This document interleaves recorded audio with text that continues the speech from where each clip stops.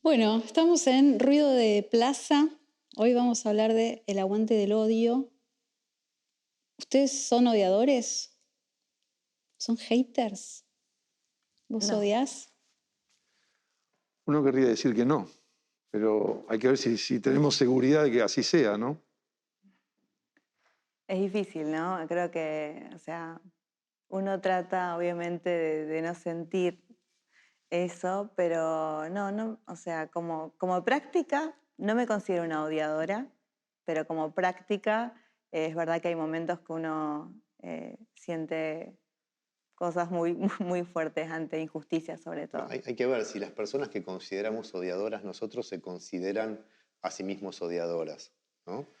Digamos que es algo visceral, es una pasión que cuando se desencadena obtura la conciencia. O sea que si está, es que no hay conciencia, porque si no, se esperaría una retención, algún tipo de desvío o de retención. Por eso, frente a esa pregunta, uno puede decir, no querría odiar, pero no puedo garantizar que esté totalmente exento de esa posibilidad. ¿Qué? Pero no quiero eso. Eso sí uno puede estar seguro, ¿no? Que no Sí. querés eso. No es lo que desearíamos sentir. ¿Por qué?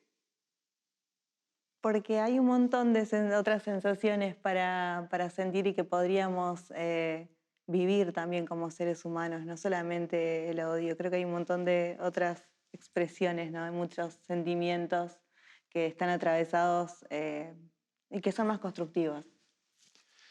El odio tiene que ver con la muerte. Y la muerte es siempre la muerte propia. Así que odiar a otras personas es odiarse a la propia persona también. No hay un odio del que se pueda permanecer ajeno.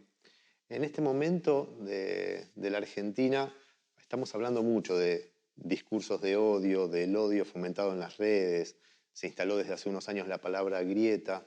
Y al mismo tiempo, si miramos este mismo momento en distintos lugares del mundo o este mismo país en otros momentos de la historia, podemos por ahí detectar algunas situaciones en las que el odio aparece de una manera mucho más clara, encarnado en cuestiones muy concretas como la guerra en Ucrania o la esclavitud o la proscripción del peronismo, la dictadura, el conflicto en Medio Oriente. Si tuviéramos que trazar como una especie de odiómetro histórico y geográfico, ¿cómo creen que viene la Argentina en este momento? Como vos bien dijiste, creo que hay eso, distintos momentos, ¿no? Si uno puede tener esa mirada de historizar los momentos, no, creo que estamos en momentos donde se ve más claro, pero no sé si diría más o menos. Creo que hay discusiones y tensiones que son históricas y que se dan siempre. Depende desde qué lado lo mires, no sé, por ejemplo, respecto a cuestiones raciales, a cuestiones de género, a cuestiones de desigualdad política, económica, proscripción de partidos, como decís. O sea, depende qué factores analices, creo que se puede pensar. Yo por edad puedo comparar más un lapso mayor. Entonces,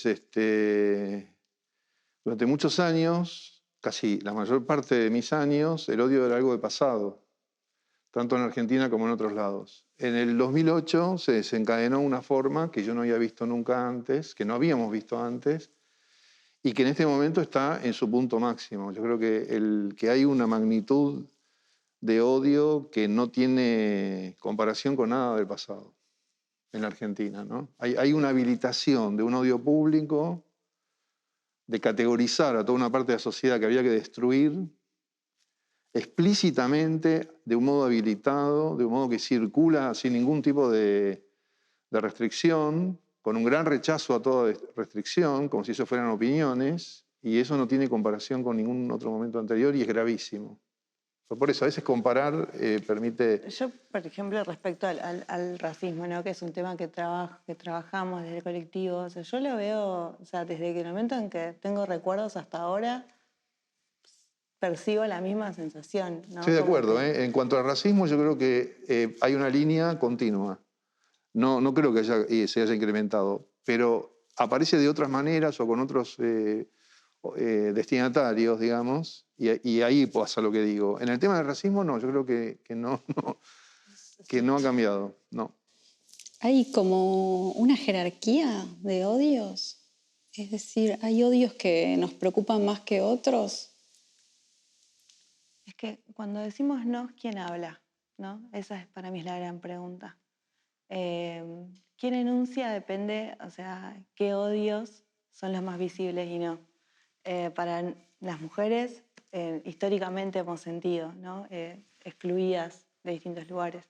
Pero si sos mujer inmigrante, mujer irracializada, mujer y estudiante, mujer buscando un trabajo, mujer migrante, digamos, o otras interseccionalidades, siempre la pregunta ante eso es ¿quién enuncia los odios que son legítimos, no legítimos? Y no sé, cuando escuchamos a una periodista hablar de cómo habla respecto a las mujeres y ¿no? esa pose y esa forma de decir y cómo está enunciando, yo creo que lamentablemente desde lo que puedo observar como consumidor y también como productora de contenido veo esto, ¿no? ¿Quiénes enuncian los odios? Yendo a eso, vos Alejandro recién situabas como en un momento muy concreto de la historia, o más o menos concreto, 8 años atrás, a 2013 o 2014, la irrupción de un discurso de odio fomentado por quiénes, hacia quiénes, o por qué, hacia qué. Lo que a veces cambia es el estatuto público del odio, ¿no? Porque justamente lo que ella decía es así. Desde el punto de vista del racismo marrón, digamos, de la Argentina, eso es de siempre, porque hay un despojo o un acto criminal histórico que no ha cambiado, que en algunos momentos se manifiesta más que en otros y de distintos modos. Y que tiene un carácter subterráneo, ¿no? Está siempre ahí, se vive en la vida cotidiana. Ahora, con respecto a la pregunta de Agustina, para retomarla, hay quienes se sienten exentos del odio, ¿no? Porque están en posiciones de poder. La blanquitud imperial, ¿no es cierto?, no es destinataria de ese tipo de odio porque está en una posición de poder, digamos. Casi todas las demás categorías tienen la posibilidad de haber sido odiadas o haber sido discriminadas. Y lo que nos permite articularnos con este tema es sabernos víctimas de algún modo de algo, por algún aspecto que tengamos. Hay mucha diversidad de vulnerabilidades. Los seres humanos tenemos vulnerabilidades. Por ejemplo, uno que es común a la humanidad es la infancia. Una manera de si yo tuviera que decir una forma universal de conectarnos con el tema del odio a través de la vulnerabilidad, es la infancia que hemos tenido alguna vez y en la que hemos estado en esa posición. Todo ser humano ha estado en esa posición. Si yo quisiera explicarle a todo ser humano este problema, lo conectaría con la infancia. Es la única manera de establecer una idea común, ¿no? Porque en todo lo demás hay una diversidad muy grande y hay quienes están en el lugar de la inmunidad. Pero si yo entendí bien, vos recién, digamos, hace unos minutos decías que ubicabas más o menos hace 8 años como un momento en el que se genera un discurso de odio que vos considerás como único o casi como récord en la historia que a vos te tocó vivir. Sí, desde el 2008, ¿no? O sea que Desde el 2008, no desde hace ya 8 son años. 14 años. Y desde 2008, ¿por qué? ¿Qué sucede en el 2008 y cuál es como el discurso de odio o el grupo odiador que aparece como actor social? Y el famoso conflicto llamado del campo, ¿no? En ese momento pasaron cosas en la actualidad de ese momento que conocíamos de la historia, que habían ocurrido en el 55 y durante muchos años. Y después se habían desvanecido esas cuestiones. Yo no los había conocido. En los 70 eso no sucedía. No sucedía. No es que no existía de ninguna manera, pero no tenía esa magnitud. ¿Y crees que lo que ahí aparece es como una grieta, un odio mutuo, o que se fomenta sobre todo el odio de un grupo, que digamos, hay un grupo odiador y otro grupo odiado? Sí, yo no creo en lo del odio mutuo ni en la grieta. El concepto de grieta es el supuesto de que había una armonía que fue rota por las víctimas. Siempre se culpa a las víctimas del conflicto, ¿no es cierto? Y después hay otro problema, así como el concepto de grieta no nos sirve, el odio es un término problemático también, porque no es solamente odio. El odio es una variante que se exacerba en ciertos momentos, que tiene ese carácter pasional, visceral que decíamos, o sea, de irrefrenable, de incontenible y de muy violento, pero que en los momentos en que no se destaca tanto, aparece como desprecio, como superioridad, como condescendencia incluso. Porque en nuestro país, donde se niega el racismo, nadie es racista porque no hay negros o porque somos buenos o porque decimos negrito en broma y todo ese tipo de cosas, ¿no? Aparece mucho la condescendencia, que es una forma disimulada del desprecio, ¿no? Y de la jerarquización. Esto es una broma. El recurso de la broma es muy común en nuestro país, ¿no? Siempre estás bromeando, como remarcamos todos los días, bueno, el desprecio racista también funciona de esa manera. Que No, parezca se lo un decimos chiste. cariñosamente. Que parezca un chiste, ¿no? Que parezca un chiste. Que este desprecio parezca un chiste. Exacto. El recurso del chiste es una forma de disimulo muy ignorante, porque una de las formas de la humillación asume la forma del chiste. Es decir, el fascismo y el racismo se presentan como humor, pretenden serlo, y es el momento que precede a la violencia. La violencia exterminadora está precedida por un chiste. Yo creo que respecto a eso siempre comparo con, vieron el iceberg de la violencia de género, ¿no? De las cuestiones, no sé, las humillaciones, los comentarios, los chistes y todo eso va llevando a más nivel, más nivel, más nivel y termina en un crimen de odio, pero lo que parece subterráneo todo el tiempo, como vos bien decías, son esos discursos. Pero me parece también muy importante bajarlo, porque esto de los momentos históricos, ¿no? ¿En qué momentos aparecen estos discursos? Y en los momentos donde hay más desigualdad también.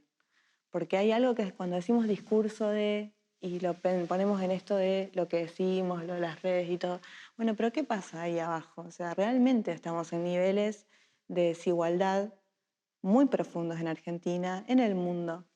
Entonces yo siempre que hablo o que pienso en este tema, pienso, bueno, ¿qué pasa? ¿Y por qué la gente empatiza con estos discursos? ¿Por qué cada vez crecen? Porque es verdad que hay lo vemos en la calle, en nuestros trabajos, con la gente con la que hablamos. Es fácil empatizar cuando uno dice, desde la indignación, ¿no? Hay líderes políticos que están creciendo que dicen no, porque la casta o no, y se indignan, y cuando uno se pone a escuchar, hay algunas cuestiones respecto a la pobreza, las injusticias que vemos, que uno por ahí puede compartir. No digo el cómo salir de eso, pero la indignación ante esos niveles de pobreza que hay. Uno, la verdad, va a la calle y ve gente durmiendo en la calle y te indigna. Porque ¿cómo puede ser? O sea, esa pregunta humana, ¿cómo puede ser realmente? O sea, uno, no es que quiero ser una persona, digo, que la justiciera, ¿no? Pero realmente, ¿cómo no nos puede indignar eso? ¿Ustedes creen que los medios de comunicación cumplen algún tipo de rol a la hora de fomentar o apaciguar el odio? Absolutamente decisivo, ¿no? Porque ella dijo una cosa que es clave, que es que el racismo, el fascismo, utiliza semiverdades. Vos no podés mentir completamente. Yo no puedo decir, acá delante de nosotros hay una vaca verde que nos está escupiendo fuego. No, eso no tiene ningún sentido. Pero puedo decir algo en lo que vos creas, porque efectivamente compartimos una creencia a partir de algo que nos sucede, y utilizarlo. Y eso es lo que hace el fascismo. Por eso hablan tanto de la pobreza. Un signo de lo mal que está todo es que los ricos se la pasan hablándote de la pobreza. Antes los ricos les daba vergüenza ser ricos y que hubiera pobreza, porque eran imputados por la pobreza. En cambio ahora nos culpan por la pobreza. O sea, la pobreza tenemos nosotros la culpa, digamos. El campo popular tiene la culpa y han logrado instalar eso. Y bueno, justamente lo que decía ella es cierto, es decir, al haber un malestar por la desigualdad, se produce una conexión ahí que hace que tengan adhesión. Y esos son momentos extremadamente peligrosos, ¿no? Es decir, que de alguna manera los medios cumplen un rol para favorecer a un grupo que hace negocio con el odio.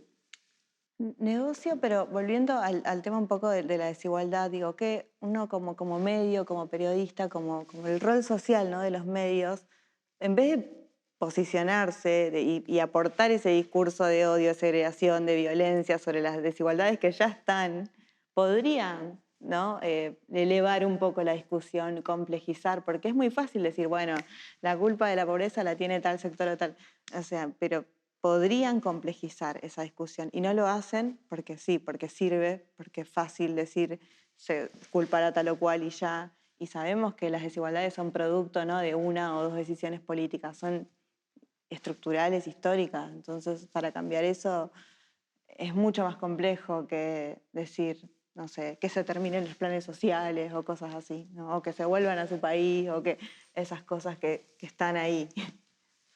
Y esto ocurre también, la cuestión de negar el racismo está conectada con negar que los medios sean un factor. Hay una denegación constante de que los medios tienen responsabilidad.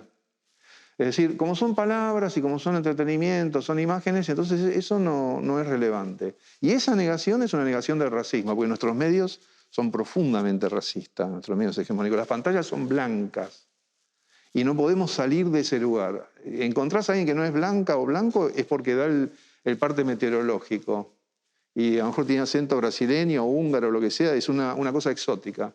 Si no, la blanquitud es abrumadora, ¿no es cierto? Es decir, por eso el advenimiento de identidad marrón es un hecho muy importante en Argentina, porque es la primera vez que se configura un llamado de atención sobre una cuestión que está a la vista, ¿no? Porque vos vas por las calles o vas a una escuela pública y hay una argentina. Y en las pantallas mediáticas hay otra argentina, que es una argentina sudafricana. Vos, en ese sentido, como experiencia personal, ¿podrías detectar, bueno, en este momento, hubo determinado momento en el que me sentí o me siento aludida, señalada, agredida, casi como en términos personales por el discurso de los medios, de X programa, de X conductora o conductor? Yo, sí, por supuesto. O sea, creo que por eso de lo del iceberg, ¿no? Siento que constantemente estoy en ese iceberg, nada más que ahora por el colectivo. Tengo un montón de eso, de formación y acompañamiento, y también al estudiar comunicación, que me parece clave el discurso público, es que puedo comprender. Yo, de hecho, ¿no?, cuando las primeras carreras que estudié fue Derecho, porque esta idea, ¿no?, de querer cambiar las cosas y las leyes y todo, ¿no? Y después, cuando pude entender lo que es los sentidos sociales, los discursos, cómo crean realidad, digo, vuelvo a eso porque me parece importante para responder la pregunta, ¿no?, de que sí, totalmente, o sea, me siento aludida. Por ejemplo, Y cuando dicen los negros son todos planeros, o eso de volverse a su país, o la discriminación histórica, porque siempre me pregunté esto de, no, los argentinos bajados de los barcos, digo, y toda la otra Argentina. Yo soy de Tierra del Fuego, una provincia que es migrante de historia, gracias a un montón de leyes que favorecen, la ley 19640, que favoreció la migración. Digo, cuando vos vas a Tierra del Fuego ves población de todos lados de Argentina y de otros países, Bolivia, Chile, Perú, ahora, bueno, Brasil.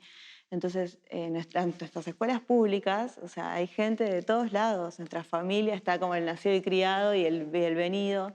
Y entonces, en esa construcción de identidad, la palabra de identidad también estuvo siempre, esa pregunta, ¿no? Y nada, como negar esas corrientes migratorias. Yo decía, ¿por qué? O sea, ¿por qué eran todos siempre venidos de Europa y todo lo que estaba acá, o todos los que somos primera, segunda, tercera generación de migrantes, qué pasa? O sea, ¿por qué está esa invisibilización? Entonces, ahí sí, y después y en en la la historia. calle, en tu vida de todos los días, ¿sentís que algo de ese discurso que generan o promueven los medios tiene su correlato en la experiencia que tenés?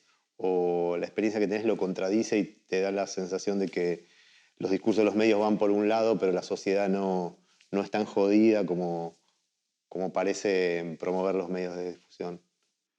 Depende de los espacios, depende de los Ajá. espacios. Hay, por ejemplo, algo constante siempre es la extranjerización, que dicen, ay, pero vos no sos de acá, por el color Ajá. de piel, ¿no?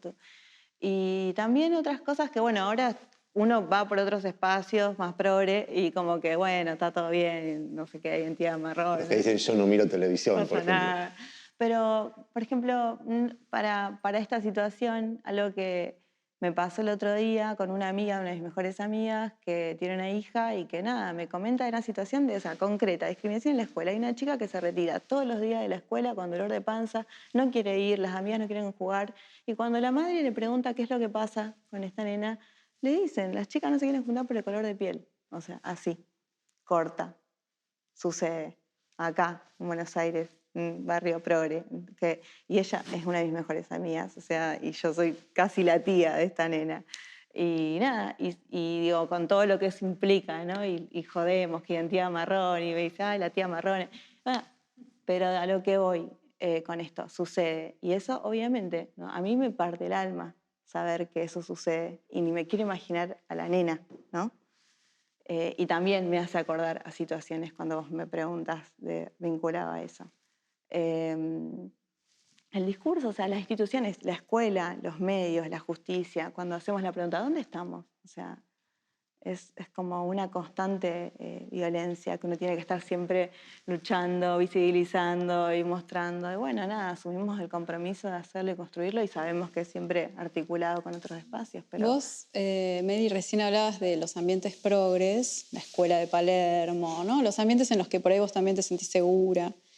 Sabes que yo sigo en Instagram a una niña prácticamente de 11 años, que es una genia del feminismo, es una chica blanca de Palermo y es Judith Butler, mínima y argentina. La verdad, bárbara, cómo maneja el discurso, deconstruida totalmente. Total. Ahora, cada vez que puede, hace un chiste sobre los pibes que piden.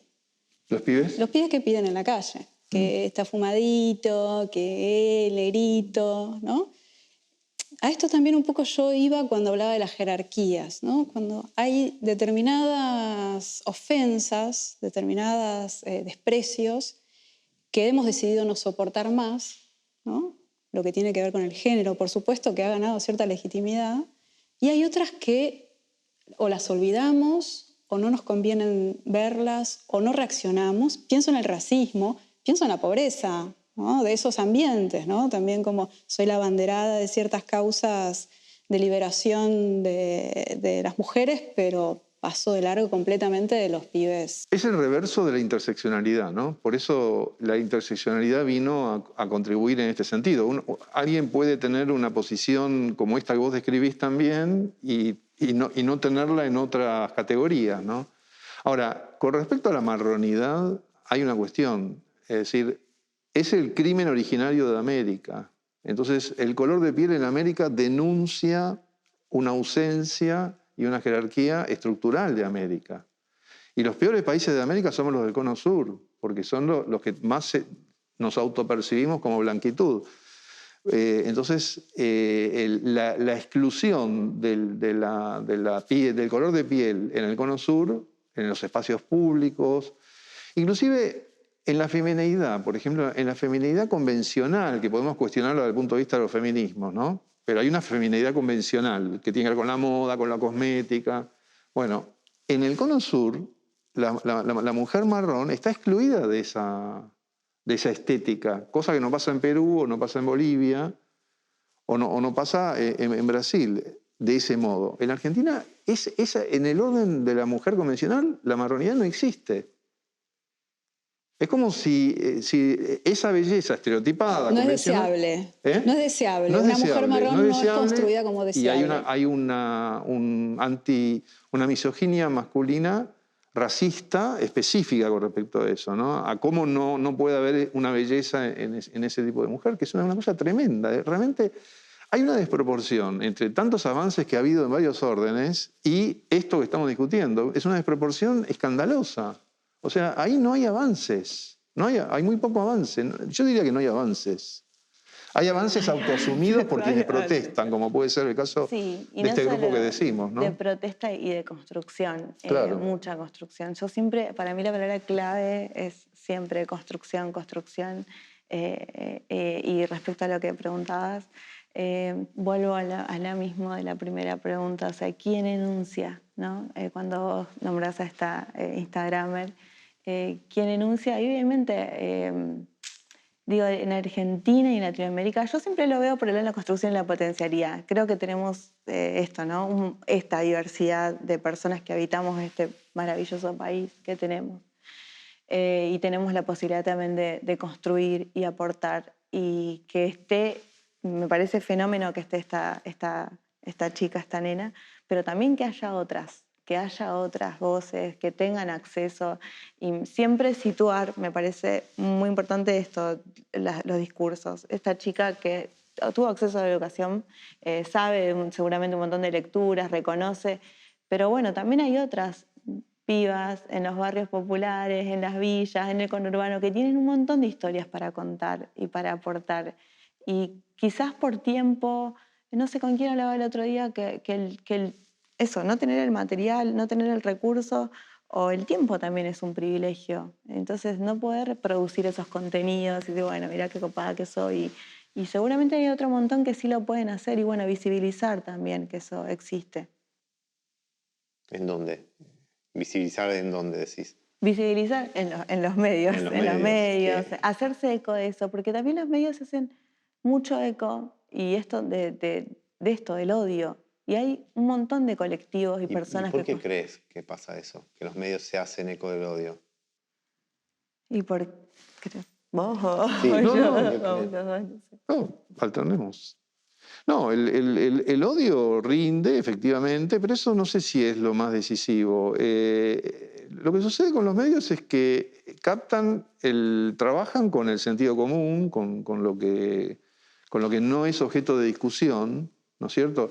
Mira, un ejemplo de cómo operan los medios, ¿no? Hay una cosa que está en la agenda de ese tipo de medios sensacionalistas amarillos, que es invitar a alguien que en general lo hacen con negritud, no con marronidad, sino con negritud, ¿no? Afrodescendientes. Los invitan a hablar de racismo y a decirles que no hay racismo y que ellos digan que sí hay racismo y a discutir si hay o no racismo. Y eso no lo hacen una vez, es recurrente en Intratables, en varios lugares. Entonces invitan gente caboverdina o brasileña o argentina, que explican cómo sí hay... Por eso incluso se tergiversa, porque hay una cosa muy perversa que tenemos que tenerla muy presente también en estos temas, que es qué tipo de conversaciones se producen entre blancos y no blancos, entre gente blanca y no blanca, donde se interroga al no blanco sobre lo que le pasa y se discute como si fuera un debate. En esto siempre está ese peligro, ese riesgo. Perdón, me río, pero hay un meme muy gracioso que pone gente blanca hablando de racismo, Claro, ¿no? claro, Con el claro. panel de expertos blancas, hablando Eso es de como que... típico, eso es típico. Y uno se ríe, pero así sucede también con las mujeres, ¿no? Que hombres debatiendo los feminismos y obviamente, o sea, discútanse su masculinidad, pero nada, como que sí, es verdad eso de que pase. Y las lógicas de los medios también, ¿no? De esto de cómo traer a alguien para hablar, o de Claro. hablar de sufrimiento. Yo muchas veces, el otro día a una compañera le preguntaron, una compañera marrona, artista, exitosa, con una carrera increíble, no sé, está exponiendo en otros países, ¿no? Y le preguntan en una nota que podía hablar de tantas cosas, ¿no? De cuán pobre eras, ¿no? Y yo digo, o sea, realmente, o sea, vas a hacerle una entrevista a esta persona que tiene un potencial para contarte un montón de cosas y vos le vas a preguntar cuán pobre eras y de toda su vida le estás preguntando, no, porque tu padre, no sé, alcohólico y tu madre. ¿Es necesario? Es que eso viene un poco de la mano del relato de el milagro, ¿no? Del que pudo zafar, de la meritocracia, de Palito Ortega, que era una lustrabotas, pero se sobrepuso porque tenía algo. Sí, es un relato reactivo, ¿no? Es decir, se está diciendo lo contrario, pero Claro, se lo dice de esa forma, ¿no? básicamente lo Invirtiendo que los se dice términos. es, si no pudieses, por tu culpa, ¿no? Y después el otro retomando. componente de esto que estamos discutiendo es la exhibición. Es decir, mostrar es una forma de la humillación, que por supuesto el caso paradigmático es la mujer.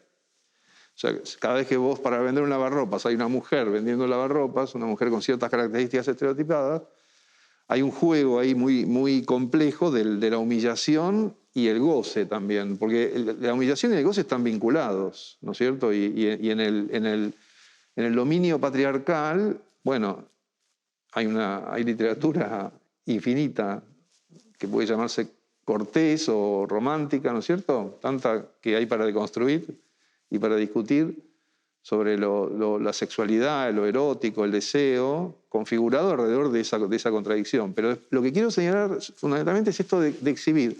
Vos tenés, por ejemplo, programas de televisión que consisten en mostrar pobres, en esto que decías, ¿no? En entrevistar pobres que cuenten qué pobres que son, canales de derecha que lo hacen eso viajando por el país, yendo a ver poblaciones indígenas y mostrando su miseria. Un poco infantilizados también, ¿no?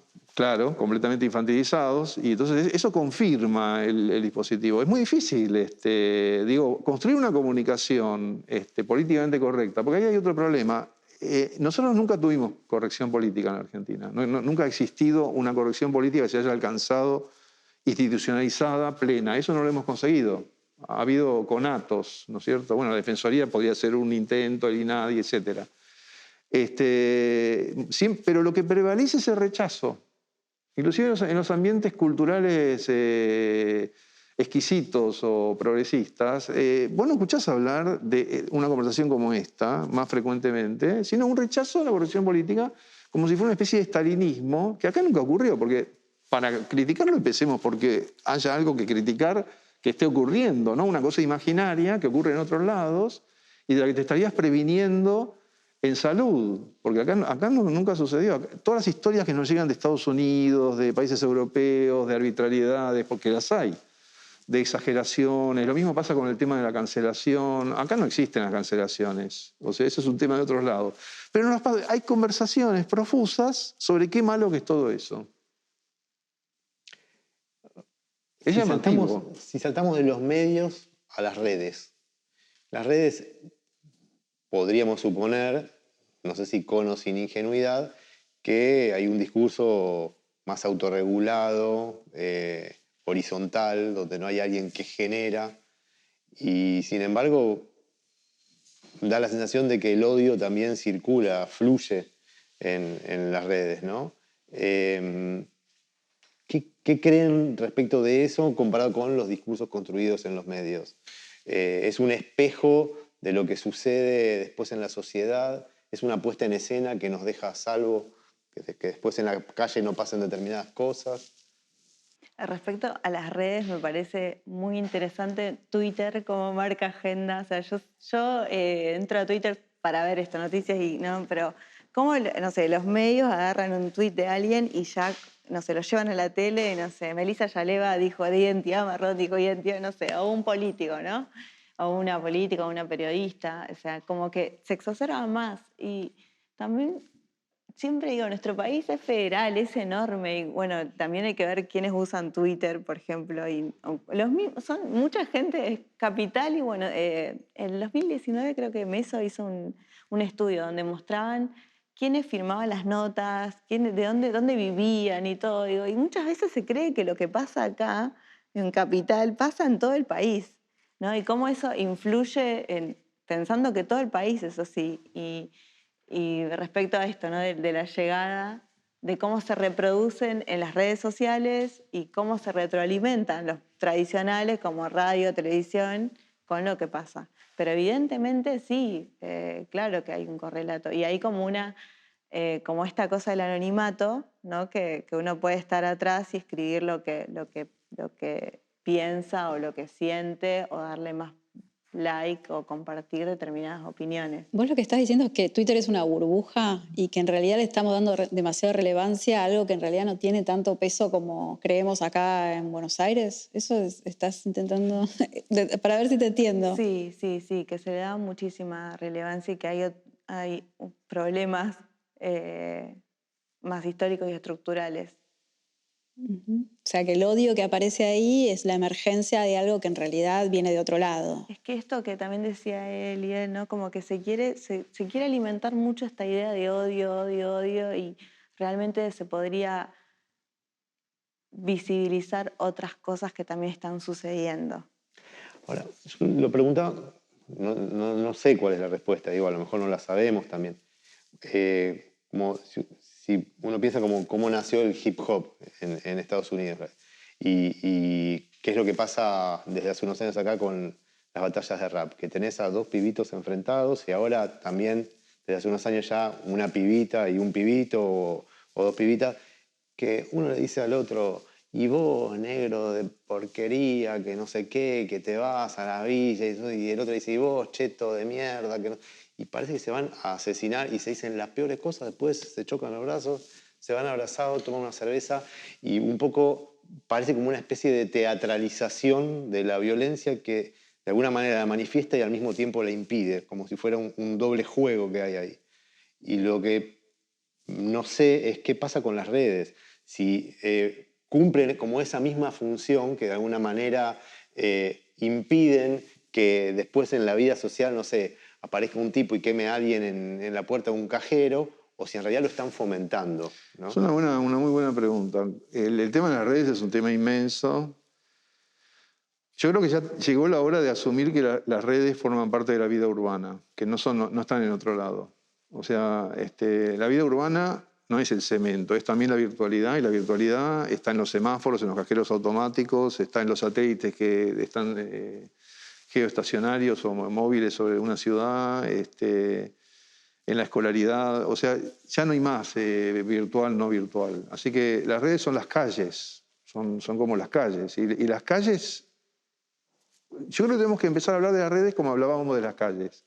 Viste que vos hablás de las calles como un lugar donde puede haber democraticidad, puede haber encuentro, puede haber entrecruzamiento, puede haber diversidad, pero también ocurre todo lo contrario. Hay presencia de movilizaciones sociales y populares o ausencia, etc. Y en las redes se estructuran como un fenómeno urbano nuevo que asienta sobre la ciudad preexistente y que empiezan a tener que ser analizadas del mismo modo. Hay que dejar de verlas como una cosa tecnológica. Dicho esto, las redes son propiedad de corporaciones globales que están regidas por una conciencia norteamericana en esta parte del mundo. Por eso los rivales geopolíticos de Estados Unidos ponen barreras a esas redes o tienen otras redes, como pasa con China, porque es una forma de ejercer un poder absolutamente imposible de poner en cuestión, porque efectivamente hay toda una serie de narraciones sobre la horizontalidad y la participación, pero uno, cada vez que vos decís, estoy de acuerdo en esos statements que te hacen que no los podés leer, y si los leyeras no entenderías con qué estás de acuerdo. Estás de acuerdo con algo que no sabés qué es y que después podés ver sus efectos, que son de completa subalternidad. Entonces, para resumir y no extenderme, lo más grave de todo eso es que hay una lógica jurídica y de convivencia de la mentalidad norteamericana que se impone como norma en el mundo, respecto a los temas que estamos discutiendo. Ese es el problema más grave. Es decir, vos acá podés discutir sobre libertad de expresión, sobre todo lo que nos preocupa respecto del odio, del racismo y demás, pero las redes ejercen un efecto normativo, inciden en las costumbres, con lo que aceptan y lo que no aceptan. El debate que hubo sobre Trump y la prohibición en Twitter y un montón de otras cosas, o la discusión que hay ahora, que fue publicado algo en Revista Plaza, sobre la censura en el contexto de la guerra. O sea, vos ya no estás afuera de esas situaciones, ¿no? Es decir, estamos siendo gobernados por esos poderes que son corporativos, que son ultramillonarios, ¿no es cierto? Y en donde nuestras participaciones moleculares tienen un grado de autonomía muy relativo, ¿no? Sí, y también respecto a eso, ¿no? Lo que está pasando, por ejemplo, ahora en Colombia, donde hay un candidato que es de derecha, no sé si casualmente, ¿no? Pero que nada, que decidió hacer su campaña virtual y que no se presentaba a ningún debate, digamos, con la cuestión de lo tradicional y lo no tradicional. Bueno, y ahora es un candidato que va a competir por la presidencia.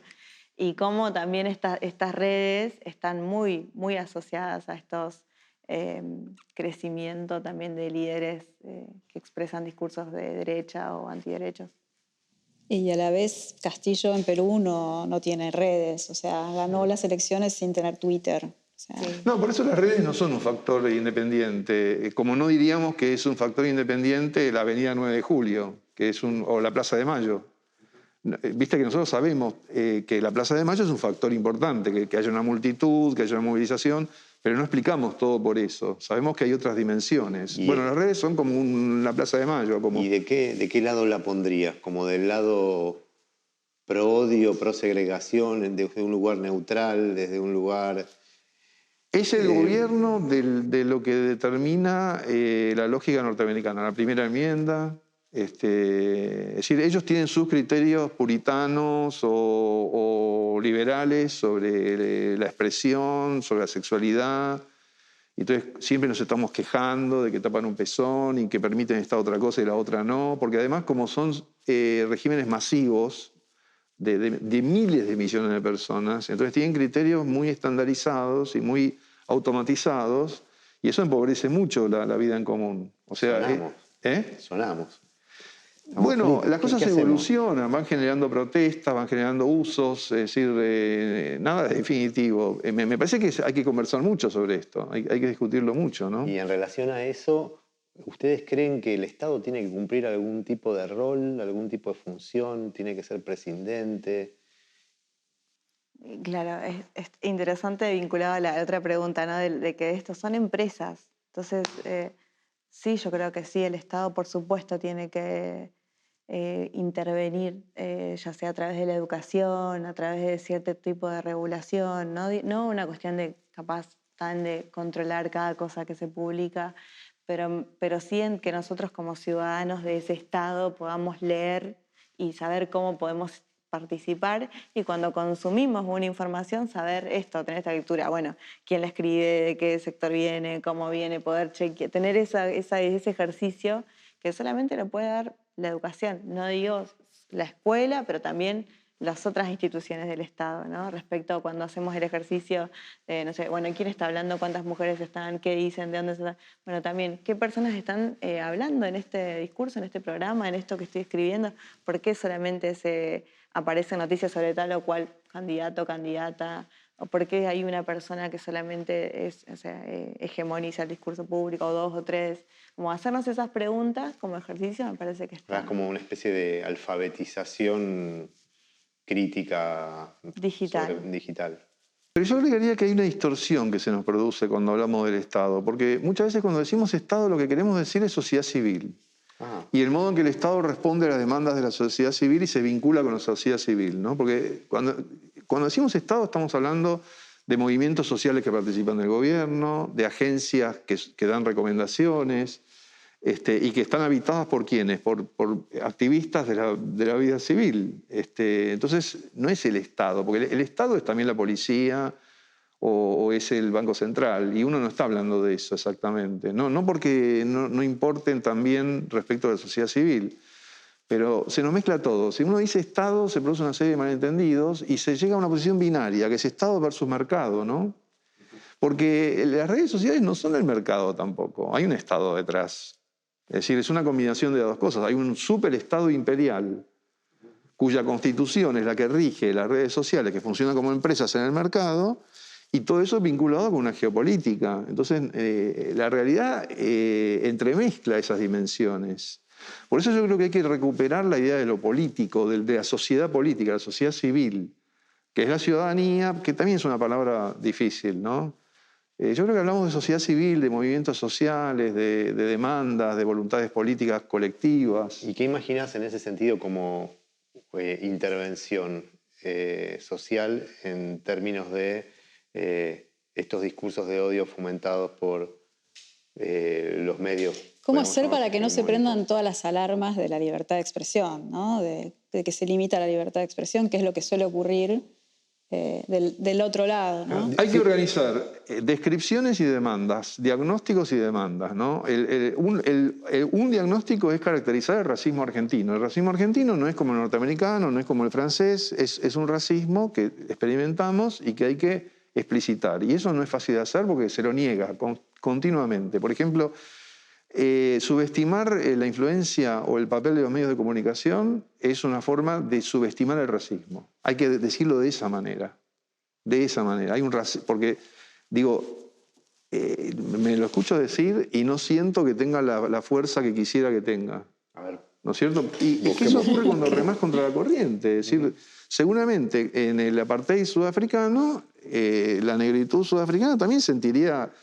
Es decir, cuando hay una situación opresiva, es como las pesadillas que hablas y tu voz no se emite. Es decir, es como una mudez en que estás, ¿no es cierto? Por eso el grito es la gran figura de las rebeliones, ¿no? Porque la subalternidad o la opresión es estar en silencio. Pero estar en silencio no es que no tenés fonación, sino que no se oye lo que decís, no tiene registro. Y eso es lo que pasa. Con el tema de marronidad pasa eso. ¿Cómo puede ser que tantas personas instruidas en todos los órdenes de la cultura y de la política, que están instruidas en qué? En cómo es la discriminación positiva en otros países, en cómo es la corrección política en otros países, que implica qué es la discriminación positiva? Que si yo veo la blanquitud generalizada en ciertas instancias de la Argentina, en las pantallas o en la docencia universitaria, por ejemplo, o en el periodismo, o en las Fuerzas Armadas. Yo cuando hice servicio militar distinguí, jugábamos los conscriptos, todavía había servicio militar. ¿Sabes a qué jugábamos? Jugábamos, uno tiene mucho tiempo ahí. Cuando el personal militar se vestía de civil y salía y caminaba por los espacios y no tenía el uniforme y por lo tanto no tenía la jerarquía, y cuando había mucha gente que no conocíamos directamente y no sabíamos qué jerarquía teníamos, jugábamos a determinar la jerarquía por el color de la piel. Es infalible. Bueno, según las fuerzas, en el ejército es menos, en esa época, ahora no sé cómo es, en esa época era menos evidente, pero yo estaba en la Marina la distinción de color era blanco y negro, la oficialidad blanca y la suboficialidad, y eso lo podés ver en la medicina con la enfermería, es decir, en los trabajos, sí. Bueno, la claro, racialización del hay trabajo. un chiste de Olmedo Claro. que repetía en la época de la dictadura, que era el negro Olmedo, que era la diferencia entre un blanco vestido de blanco y un negro vestido de blanco, que el blanco vestido de blanco seguro era doctor y el negro vestido de blanco era heladero. Claro. Que yo siempre lo ubiqué en un lugar raro, porque era según desde qué perspectiva se mirara, era un chiste que segregaba o un chiste que contenía una denuncia social, ¿no? Estaba como en ese... Bueno, esta es la segunda vez en la conversación que vos aludís a algo que es muy importante, que es que las personas humilladas se ríen de su humillación también, no solo se la padece, hay un humor, hay una risa que produce efectos paradójicos y que suele no ser comprendida, porque hay una imagen de que una víctima tiene que estar triste y llorando todo el tiempo. No, se ríe de lo que le pasa porque si no, no podría soportar. Claro, entonces hay un humor que tienen todos los grupos que son objeto de odio o de desprecio, que se ríen de eso entre sí. Pero ese mismo chiste ejercido por quien vilipendia o humilla es una violencia. Por eso no hay temas excluidos del humor. Es decir, el humor siempre tiene complejidad, tiene heterogeneidad, tiene ambivalencia, ¿no es cierto? Y es contextual, es una cuestión contextual. Entre partícipes del destino del odio, víctimas, significa una cosa. Ejercido por quien odia significa lo contrario, exactamente lo contrario. Y ejercido por el humorista, por las personas que hacen humor, mujeres o varones, significa un experimento que tiene un grado de incertidumbre y un riesgo. No está claramente de un lado o del otro, siempre se pone en el borde. Quiero hacer un comentario respecto a la pregunta anterior de esto de hacer del Estado, ¿no? Creo que pensar realmente el discurso público me parece clave. ¿Quiénes participan? Para poder también, ¿no? De quién enuncia, quiénes están visibles, quién no. Y cuando uno está visible como persona racializada o como mujer, digo, ¿cómo está esa persona vista? ¿Cómo se la entrevista? ¿Cómo se le invita? ¿O cómo se lo invita? Me parece que eso es fundamental también en la parte también de construir el discurso público. No solo lo que se dice de o cómo, sino que estén las personas y que puedan hablar. Y no solamente de racismo, ¿no? Porque las personas racializadas hacemos un montón de cosas. Y poder invitarlas desde su expertise, desde lo que se sabe, creo que es una forma muy positiva de poder participar también de los discursos. ¿Te dijeron alguna vez que eso que estás planteando es meramente simbólico, meramente reivindicativo? Que estás ahí reclamando un lugar que es, digamos, cosmético, que en realidad no repara ninguna desigualdad, eso que estás pidiendo. Sí, Sí, de que es como, bueno, es para el discurso progre es como, bueno, vos venís a completar el cupo de marrones y que todo siga. Por eso me parece importante siempre hablar de desigualdad y de cambios materiales y reales, porque si uno está en un lugar y tiene la posibilidad de hablar de estas cosas, tiene que ser también para poder ver que no es que es solamente un discurso, ¿no? O sea, todo lo que uno habla del odio, de la discriminación, todo tiene un correlato que es real. O sea, uno sale de acá y ve afuera y ve que hay desigualdades. Y si no podemos atacar eso y no podemos discutirle a eso y no podemos construir proyectos políticos para que eso cambie, la verdad que para mí también nada de esto tiene sentido. Melissa, y en ese sentido, en el marco de lo que estamos charlando, ¿qué lugar, cómo nace Identidad Marrón? ¿Qué lugar crees que ocupa? ¿De qué modo interviene? Justamente es para poder denunciar las desigualdades en Argentina, en América Latina. Nosotros lo hacemos de una mirada interseccional, como también planteaba Alejandro, y que podamos, desde el lugar de personas racializadas, campesinas, indígenas, no ahora quizás, o con la experiencia de esas trayectorias, que no es solamente para que esté una persona marrona, sino que también haya mirada, porque las personas cuando hablamos, las mujeres, campesinos, indígenas, marrones, hombres, ¿no? Traemos narrativas, traemos palabras, experiencias, y eso es lo que enriquece el discurso, la política, los proyectos políticos. No es la persona por un color de piel solamente, porque es como las mujeres que no tenemos una mirada quizás feminista o transfeminista, ¿no? Las personas trans también traen narrativas, traen historias, traen experiencia, y eso es lo que nos va a enriquecer como sociedad. No es la persona por la persona. Pero es, viste cuando decían también esta cosa muy, para mí de la facultad, muy 90, la voz de los sin voz, ¿no? Como que, no, las personas somos voz, somos pensamiento, somos corporalidad, y creo que ahí también está el desafío de poder construir y habitar y participar, porque si no, ¿para qué es la democracia? Y son también estéticas, ¿no? Es un color es una dimensión estética que está siendo valorada, que está planteando una demanda, un orgullo, una estima, ¿no es cierto? Allí donde todo eso estaba ausente, ¿no? El argumento que se opone a lo que ella también dijo, ¿no? La experiencia, la narrativa, es siempre un argumento lógico. Entonces si somos iguales, entonces no nos diferenciamos.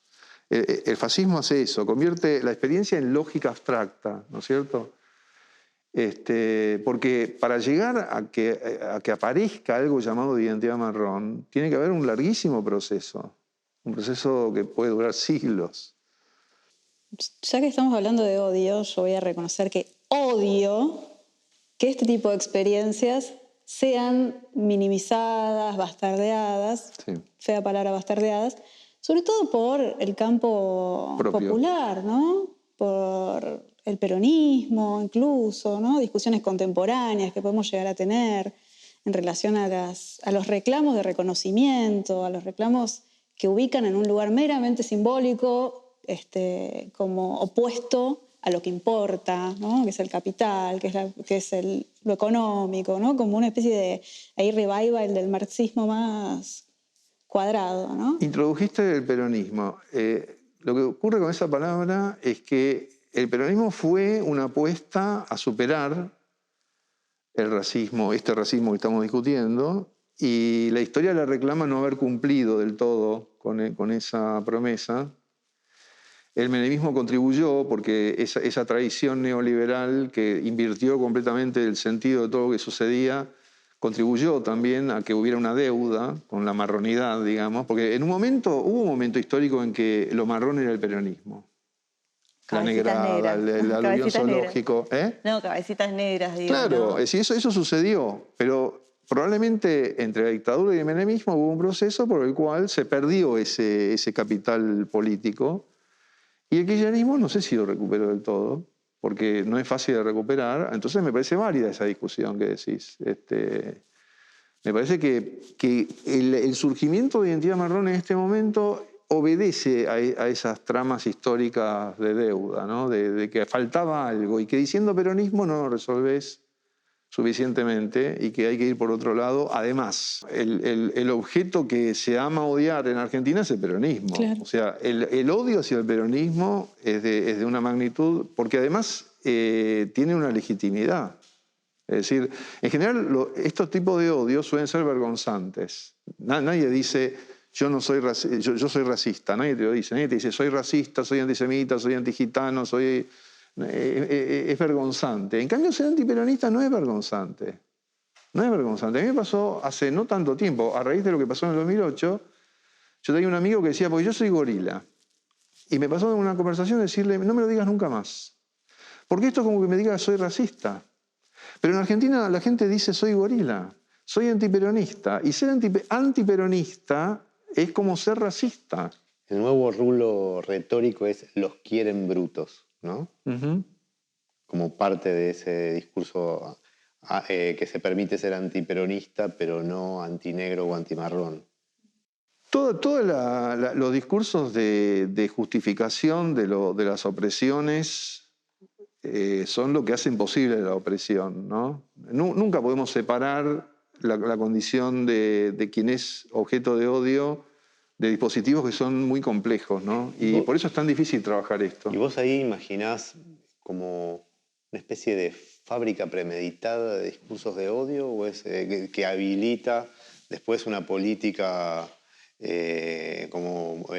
muy como segregacionista y al mismo tiempo de mucha concentración y opresión, o es como un espontáneo y casi al revés, como un tema ontológico que al no darle yo entidad... No, el fundamento de lo que estamos discutiendo es la expropiación, es el crimen de la opresión, del colonialismo, de la persecución, porque hay un beneficio de poder que se obtiene de eso y se pretexta de esta manera. No hay cosa más absurda que decir, en tal caso persiguieron a tales no por razones de odio o de racismo, sino para apropiarse de sus bienes. Y no, bueno, todo el asunto es para apropiarse de los bienes. Un odio programático. De alguna es que forma. es programático. Es decir, el tema de la negritud en América es la indianidad, porque se les expropió el mundo en el que vivían. Las tierras, la cultura. El mundo completo, las tierras, la propiedad común de las tierras que no se reconoció y que todavía sigue vigente como un problema terrible y que es objeto de odio, y el tráfico de esclavos. Entonces el mundo moderno se construyó y está en deuda con eso. Hay una deuda sobre cómo se construyó el mundo en el que vivimos y del que somos beneficiarios, ¿no? Entonces no hay un odio separado de todo eso. Uh-huh. El odio es político, es siempre político. ¿Y cuánto pierden si pierden los medios como canal para propagar ese odio, ¿no? ¿Cuánto pierden? Ya lo dijimos, pero quiero como acentuar esto. ¿Cuánto pierde este discurso colonial, odiador, explotador, si le cortamos el chorro en los medios? La pregunta es cómo, ¿no? Esto es lo que nos junta también, si se puede cortar ese chorro y si efectivamente eso podría transformar nuestras sociedades o no. Sí. Sí, totalmente. Justamente, como decía, la verdad es que hay protagonistas y hay unas cadenas también de desigualdad importantes y que si uno empieza a denunciar o a dejar dejar esos procesos sin discurso, ¿qué pasa? ¿No? ¿Qué podría pasar? Yo creo que es una pregunta fundamental. Librado a su espontáneo devenir, el odio se extingue. Como aquí estamos, ¿no es cierto? Constantemente son tratadas. Vos fíjate una cosa, vos querés respetar la libertad de expresión, haces recomendaciones o charlas para persuadir o informar. Eso es visto por los perpetradores como si fuera una violencia. Siempre te dicen, nos están censurando, cuando efectivamente no estás haciendo eso. Porque lo único que conciben es la violencia. Solo conciben que una intervención sobre un discurso puede ser violenta. Si vos das recomendaciones, eso no es creíble. Seguramente precede, como hacen ellos, porque en ellos la palabra precede a la violencia. En quien tiene un proyecto emancipatorio es al revés, pero te lo transforma. Entonces, cierren el INADI, cierren la Defensoría, hay que cerrar, que no haya más derechos humanos. Claro, porque eso los persuade produce un efecto moral sobre la sociedad, ejemplar, y eso resulta intolerable. Entonces ese es el papel de los medios, es un papel paradigmático, es un papel decisivo. Sin los medios se extinguiría, porque cuando las personas se conocen, establecen relaciones, porque interviene lo que decías vos, la experiencia, la narrativa, ¿no es cierto? Es decir, ¿cómo haces para que la gente se odie? Separándola, ¿no? Y eso requiere una acción deliberada y sistemática. Bueno, está el otro camino, no el regulatorio, sino como contrarrestar un discurso con otro discurso, ¿no? Con una potencia enunciativa que lo que haga de alguna manera sea instalar otra lógica del vínculo y otra lógica de mirar la sociedad. Eso no es suficiente. Esa es una idea, esa es la idea de socialdemocracia, de la libertad de expresión entendida como... Porque ahí hay una cuestión que es sutil, ¿no? Hacen falta normas también. Por ejemplo, ahora hay proyectos de ley de negacionismo. Tiene que haber una ley que reprima el negacionismo de manera muy acotada. Y con la cuestión, o sea, la libertad de expresión no puede ser ilimitada, irrestricta e impune. Eso no es así, porque es mentira. Lo que pasa es que hoy por ahí no lo es, pero yo como dueño de un medio, yo soy dueño de un medio. ¿Vos sos dueño de un medio? No. Ah, si fueras un medio, yo como dueño de un medio, elijo, antes que ceder en mi discurso, pagar 2 o 3 multas que tengo que pagar por mis excesos verbales discursivos y no negociar el discurso de odio que estoy propagando.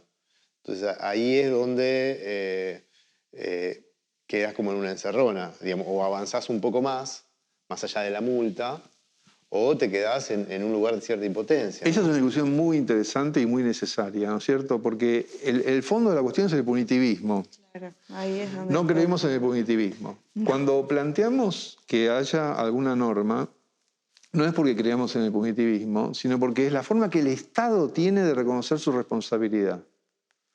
Entonces, en la ejecución de esa norma, nosotros nunca vamos a estar del lado punitivo, ni nos vamos a interesar tanto en que se apliquen puniciones, pero tiene que haber una norma. Por supuesto no puede ser burlada, no puede ser objeto de irrespeto, como pasa a veces con ciertas cuestiones fiscales, ¿no es cierto? Tiene que tener algún grado de consistencia.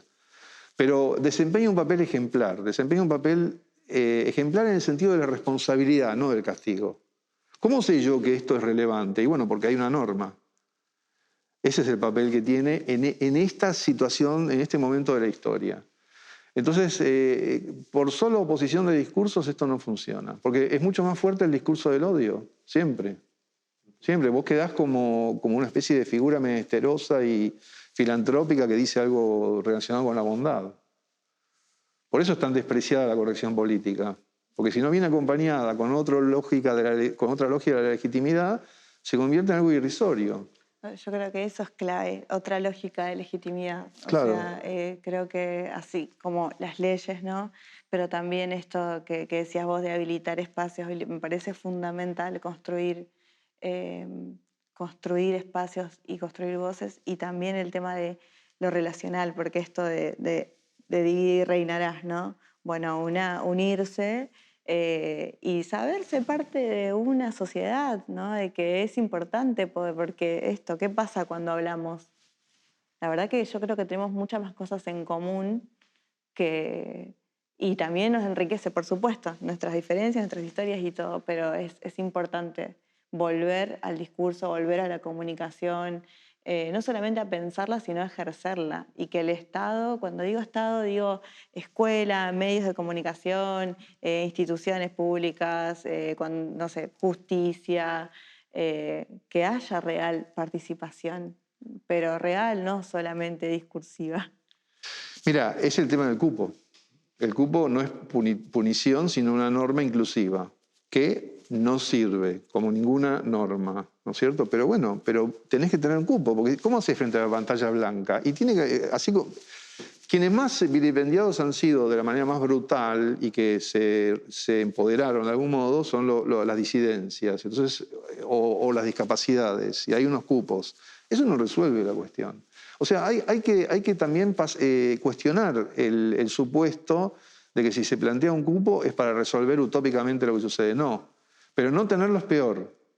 No tenerlo es peor, porque no tenés ningún recurso, te quedás hablando. Y eso es irrisorio. Y además es funcional también a la lógica de los medios, que te hacen hablar. A ellos les encanta que todos hablen. Entonces habla uno, habla el otro, todos hablan. Y entonces el fascismo se vuelve simétrico de lo que es su contrario. Y eso no es aceptable, ¿no? El otro día en medios hubo un gran evento de producir una simetría entre un discurso popular y un discurso fascista que duró 5 horas por un empresario mediático que se especializa en ese tipo de acciones sistemáticamente y que suele ser aceptado por gente muy progresista, que hasta se dice amiga de él. Y bueno, y lo que hizo fue un acto teológico que es muy clásico, que es la conversación entre quien representa a Dios y quien representa al diablo. Esa fue la ficción que se armó ahí, pero en términos de equivalencia, de empate, no de que gane el bueno, sino que hubo un empate. Y eligió muy bien a los personajes porque a los dos les gusta mucho esa caracterización. Exactamente. A uno yo le digo el príncipe valiente, porque es como un caballero templario, muy masculino también, que habla en nombre de Dios, y el otro habla en nombre del diablo. Hay que terminar antes de que digan los nombres, ¿no? Los nombres no se dicen porque se trata de no mentar el mal, ¿viste? Hay un mito histórico y popular que si se nombra el mal, se lo ejerce también. Ajá. Y esto también es contrario a la mediaticidad, porque la mediaticidad siempre tiene que nombrar todo, siempre tiene que mostrar todo, siempre tiene que hacer ostensión, y eso a veces produce estos efectos paradójicos. Es importante entender que no hay soluciones simples, ni que no son binarias, que la punición tampoco es una solución. Hay que trabajar sobre estas cosas y encontrar los momentos históricos oportunos. Identidad Marrón es oportuno en este momento histórico. No sé si lo hubiera sido hace 30 años o dentro de 40 años. Hoy es esto. Hoy es un hallazgo, es una genialidad, de verdad. Hoy, eso es así y hay que seguir adelante. Es una construcción, yo siempre vuelvo a lo mismo, a discutir discursos, discutir territorio, discutir historia, discutir materialidad. O sea, si realmente queremos que se terminen los discursos de odio, queremos trabajarlos y todo, tenemos que pensar igualdades, o sea, proyectos políticos que cambien la realidad material de las personas también. Porque si no, las desigualdades son el caldo de cultivo para que estas cosas se sigan sucediendo.